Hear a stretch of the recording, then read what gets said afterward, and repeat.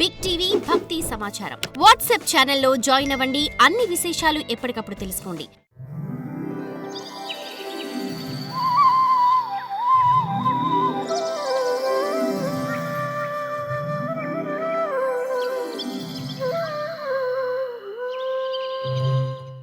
నూత్తమ శ్లోకవార్తానాం జుషతాం తత్కథామృతం శాత్ సంభ్రమోం తకాలేపి స్మరతాం తత్పదాంబుజం. అభిమన్యువు పుత్రుడైన పరీక్షిత్తు ఏకచక్రాధిపతి అయి భూమిని ఎప్పటి వరకు పాలించాడో అప్పటి వరకు కలి ప్రభావం ఉండలేదు. ఏ రోజు ఏ క్షణంలో అయితే శ్రీకృష్ణుడు భూమిని విడిచిపెట్టి వెళ్ళిపోయాడో అదే సమయంలో అధర్మానికి మూలమైన కలి ఈ లోకంలో ప్రవేశించింది. కలియుగంలో పుణ్యం చేయాలి అనుకున్నంత మాత్రానికే పుణ్యం కలుగుతుందట. కానీ పాపం చెయ్యాలి అనుకొని చేస్తేనే పాపం కలుగుతూ ఉంటుంది. ఇది చూసారా ఎంత సులభం చేశాడు. పుణ్యం చేయాలా, నేను మన యాత్రకు వెళ్ళాలా అన్నప్పుడే వాడికి పుణ్యం కలుగుతుందట. కానీ పాపం చెయ్యాలి అనుకొని చేస్తేనే పాపం కలుగుతుంది. కానీ పాపం చేస్తాను చేయగలను వాడికి మోసం చేయాలని చింత చేస్తూనే ఏం కలగదు నీకు. కార్యగతంగా చేసినప్పుడే ఆ పాపం కలుగుతుంది. కానీ పుణ్యానికి అట్లా చెప్పలేదు చూడండి. పుణ్యం చేయాలా, దానం చేయాలా, నేను ఎవరికో ఏమో ఇవ్వాలా, ఎవరినో అనాథులను రక్షించాలా, ఒక ప్రాణికి ఏదో ఆహారం పెట్టాలా అని యోచన చేస్తూ ఉండగానే లెక్కలో చేరుతుందట వాడికి. కాశీకి వెళ్తాను గురువు దగ్గరికి వెళ్తాను అంటూనే వాడికి యోగం కలుగుతుంది, మోక్షం కలుగుతుంది, పుణ్యం చేరుతుందట. మాటికి నేను వెళ్తాను అంటూ ఉండగానే కాశీకి వెళ్ళాలి అంటూనే అనటమే భాగ్యం చేరుతూ వస్తుంది.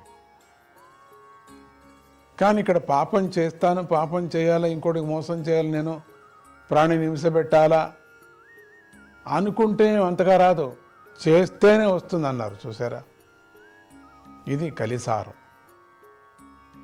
ఈ సారాన్ని తుమ్మెదలాగా పరీక్షిత్తు గ్రహించాడు. కనుక ఆయన కలిని ద్వేషించలేదు.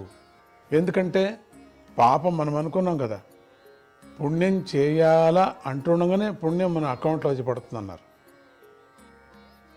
పాపం చేయాలా అంటూనే పాపం వచ్చి పడదు, నువ్వు చేసినప్పుడు మాత్రమే పడుతుంది అంటారు, కార్యగతంగా చేసినప్పుడు.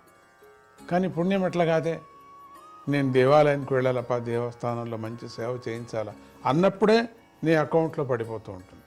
అంటే ఉత్తమమైనటువంటి నీకు మంచి ఆలోచన ఉంది అని అర్థమవుతుంది. అట్లనే దీన్ని సూక్ష్మాన్ని గ్రహించాడు.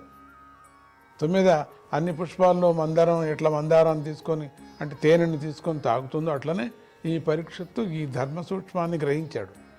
కనుక ఆయన కలిని ద్వేషించలేదు.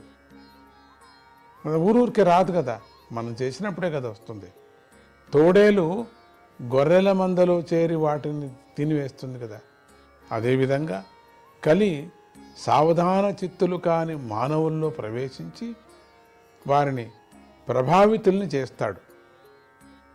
ఇలా అవివేకులపై తన ప్రభావాన్ని చూపించే వివేకవంతుల విషయంలో భయపడతాడు. తెలివి తక్కువ పనిగా చేసేటప్పుడు కూడా తెలివిగా ఉండినటువంటి వాళ్ళలో తొందరగా ప్రవేశిస్తాడు తప్పు చేస్తూ ఉంటే. కనుకని అంతగా కలి పీడిస్తాడని భయపడాల్సిన పని లేదని తెలుస్తుంది దీంతో మనకు. నిరపరాధుల మీద పడడు, ఏదో కలి ప్రభావం అయ్యా అని చెప్పేసి నువ్వేమీ చేయకుండా నీ మీద పడాడు. ఇది పూర్వజన్మ కర్మానుసారంగా జరిగింది, అంతేగాని కలి ప్రభావం నీ మీద పడలేదు. కానీ తెలిసి చేస్తున్నారో వాళ్ళ మీద పడుతుంది కలి ప్రభావం. పరీక్షిత్తు తాను పిరికివాడికి భయపడాల్సిన పని లేదనుకున్నాడు. ఓ శౌనకాది మహర్షులారా, మీరు కోరిన విధంగా నేను ఇంతవరకు వాసుదేవుడైన శ్రీకృష్ణుడి లీలలతో కూడి ఉన్నటువంటి పరీక్షిత్తు యొక్క పవిత్రమైన కథను మీకు చెప్పాను కదా. యాయాః కథా భగవతః యాయాః కథా భగవతః కథనీయోరు కర్మణః కథనీయోరు కర్మణః గుణకర్మాశ్రయాః పుంభిః గుణకర్మాశ్రయాః పుంభిః సంసేవ్యాస్తా బుభూషిభిః. శ్రేయస్సును కోరుకునే మానవులు వర్ణించదగిన గొప్ప లీలలు గల ఆ భగవంతుని యొక్క ఏ ఏ కథలు ఆయన యొక్క గుణకర్మలను చెబుతున్నాయో వాటన్నిటినీ వినవలసిందే అన్నాడు. అప్పుడు ఋషులు ఇలా అన్నారు, ఓ సూత మహర్షి, నువ్వు సామాన్య మానవులమైన మాకు అమృత లాంటి శ్రీకృష్ణుడికి కీర్తిని గురించి వర్ణించి చెప్పావు. అమృతం లాంటిది కదా, ఆ కృష్ణుడి కథనే అమృతం లాంటిది. వింటూనే అమృతం విన్నట్టు తాగినట్టు అది ఎంత ఆనందంగా ఉందో. నువ్వు చిరంజీవిగా ఎక్కువ కాలం జీవించి ఉండాలని మేము కోరుకుంటున్నాం. మేము తలపెట్టిన ఈ సత్రయాగం మమ్మల్ని గట్టెక్కిస్తుందనే నమ్మకమైతే మాకు లేదు కదా. ఈ యజ్ఞంలో మా శరీరాలు పొగబట్టిపోయాయి. నువ్వు మాకు మధురమైన శ్రీకృష్ణ పాదపద్మాల మకరందాన్ని తాగించావు కదా. కొద్దిపాటి విష్ణు భక్తుల సంఘంతో కూడా స్వర్గం కాని పునర్జన్మలేని మోక్షం కాని తులతూగలేవు కదా. కనుక విష్ణు భక్తుల సాంగత్యంలో మేము వాటిని పోల్చలేము కదా.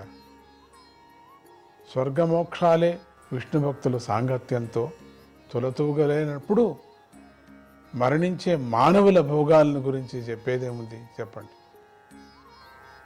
శ్రీకృష్ణుడు మహాత్ములకు సర్వోత్కృష్టమైన ఒకే ఒక ఆశ్రయంపై ఉన్నాడు. ఆ ఆశ్రయం స్వామినే ఆశ్రయమై ఉన్నాడు కదా వాళ్ళందరికీ. రసజ్ఞులైన వారెవరికి కూడా ఆయన కథల యందు తృప్తి కలగదు. శివుడు, బ్రహ్మ మొదలైన యోగేశ్వరులు కూడా నిర్గుణ రూపుడైనటువంటి పరమాత్మ యొక్క గుణాలను పూర్తిగా తెలుసుకోలేకపోయారు. అందువల్ల నువ్వు మహాత్ములకు ఒకే ఒక పొందగోరనిదైన శ్రీహరి యొక్క పవిత్ర కథను వినాలనుకుంటున్న మాకు విస్తారంగా చెప్పు. ఎందుకంటే తమరు భగవంతుడి సేవే ప్రధానంగా కలిగిన జీవితాన్ని నడుపుతున్నటువంటి విద్వాంసులు అయి ఉన్నారు కదా. మహాబుద్ధిశాలి గొప్ప భక్తుడైన పరీక్షిత్తు శుకమహర్షి యొక్క ఉపదేశంతో కలిగిన జ్ఞాన ప్రభావంతో మోక్షమని పిలువబడే గరుడధ్వజుడైన శ్రీహరి యొక్క పాదమూలాన్ని పొందాడు. అటువంటి పరమ పవిత్రమైన భాగవత పురాణం భగవంతుని లీలను చెబుతూ జ్ఞానాన్ని కలిగిస్తుంది కదా. శుకుడు పరీక్షిత్తుకు చెప్పిన ఆ భాగవతం భగవద్భక్తులకు చాలా ప్రీతిపాత్రమైనది కదా. దాని అర్థం మాకు స్పష్టంగా తెలిసే విధంగా నువ్వు చెప్పు అన్నారు.